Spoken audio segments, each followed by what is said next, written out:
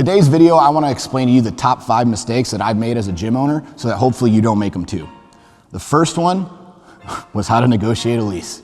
And I learned this the hard way just recently in our first location. So remember, when I started, guys, I had no money. I had a loan from a lady, and then I had a stipend from another job so I could pay my bills. But every single dollar went into that. So here's what ended up happening, okay? On my first lease, it was the only thing that I could afford to get to where I got into. So what I had to do was basically sign whatever they let me. Well, I didn't realize that you could add options to a renewal of your lease on the first building that I went through. So what happened, and this just happened to our first location last January, I had to move our entire location, move an existing 7-figure business. I had to move it. A block and a half away, it cost me a couple $100,000 to move it because I didn't do this one simple trick. So that's why I tell you it's so important, is because if you are signing a lease, make sure that you have 1 to 2 5-year options on that lease. So that way you know what your rent is, you know how much it can go up, you're capped in how much it can go up. And then obviously you don't have to move an existing business because they ended up wanting to triple my rent in this same shithole, right? It was literal the worst place on earth, worst landlord ever. And they wanted to leave me there and then triple my rent because I was the only one who paid my bills on time, even through COVID, even through all of it. So what I ended up having to do was tell them no, call their bluff, move. Now, luckily I had an established business so I could do that. And I had a lot of people who wanted our business because of our track record and our income. So we were able to do that, but it still cost me a couple $100,000. So I hope you don't make that mistake. The second thing was I was an operator, not a leader. And I've alluded to this in other videos, but when you first start out, especially if you're a trainer and you're passionate, you're trying to build a business, right? You are the product, okay? And what happens is the more you're the product, the bigger your ego gets, the more people are dependent on you. And the problem is things can rise and fall with you, right? So if you mess up or you make a mistake and you get canceled, your business gets canceled. But if you're a leader and you're developing people and they're becoming their own brands and they're becoming their own, expertise in the area, you have a multi-headed dragon that is much harder to take down. So become an operator and become a leader, not an operator, and build your team to be just as important as you are in and out of the facility, all right? The third thing is letting clients dictate your program or your offerings, okay? Now, feedback is great in bulk. It's terrible in specificity. You want bread? Yes, please. $3! What? No soup for you. Especially when it comes from your client, okay?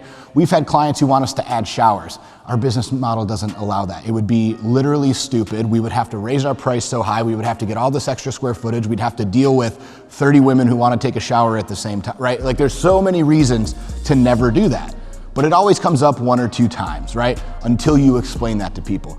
We also had clients, and we had 5 or 10 people who wanted us to carry a vegan protein.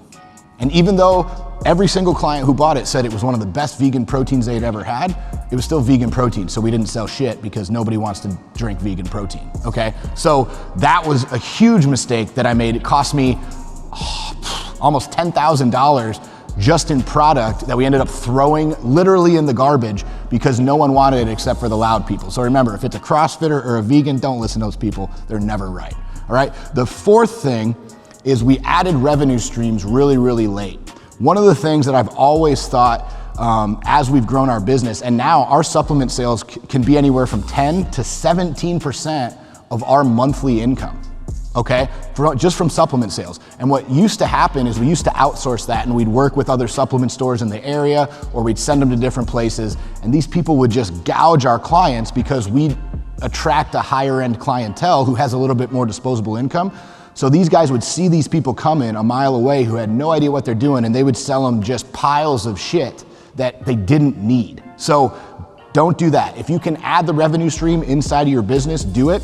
If you can't, work with a company, and I'll use supplements for example, because we'll do this for you, right? But like, if you don't have the capital to carry our product all in bulk, we can teach you how to do it. We'll teach you how to sell it. We'll teach you how to do things inside of your gym to generate sales. But if you physically can't put it on a credit card or you can't get the physical product there, we can actually teach you how to get a small amount at a great discount, and then you can do samples, and then you can have an affiliate code for these people to go online. Hey guys, just wanted to take a second and let you know that this channel is sponsored by Weight Nutrition Supplements.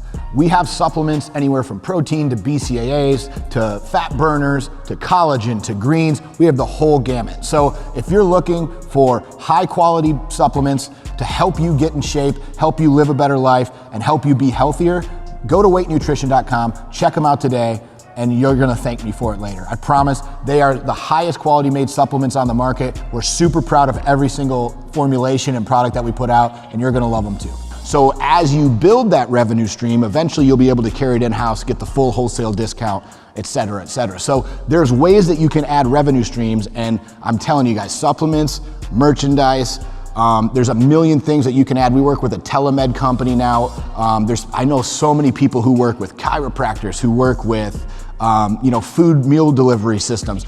All these things that can add value to your clients and will solve problems that your clients are gonna have are great ways to either work as an affiliate with somebody or to add that company as you grow as a revenue stream into your own repertoire. So just that would be another mistake, is I added revenue streams way too late. Probably has cost me a ton of money over the last 6 years by just not having those from earlier in the process and really trusting the reinvestment into myself. And then lastly is ego, okay?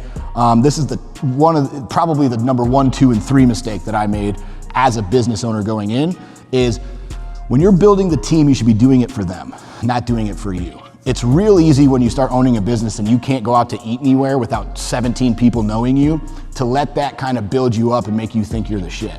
But the problem with that is that's also how quickly your business can be torn down. And to be honest with you, if you're doing business for the right way, it should be to build your team up. It should be to celebrate your clients. They should be the rock star, right? Your client results should be the rock star. Your coach should be the rock star. Everyone who comes in your facility should be the celebrity, because that's what a real coach does, right? A real coach makes their client a celebrity. They don't take all the credit. And that was one of the biggest mistakes I made when I first started. So don't let that happen to you. I hope these things help. These are the top 5 things that I know as a gym owner I've made mistakes on, and I hope you listen to this video and then avoid these pitfalls.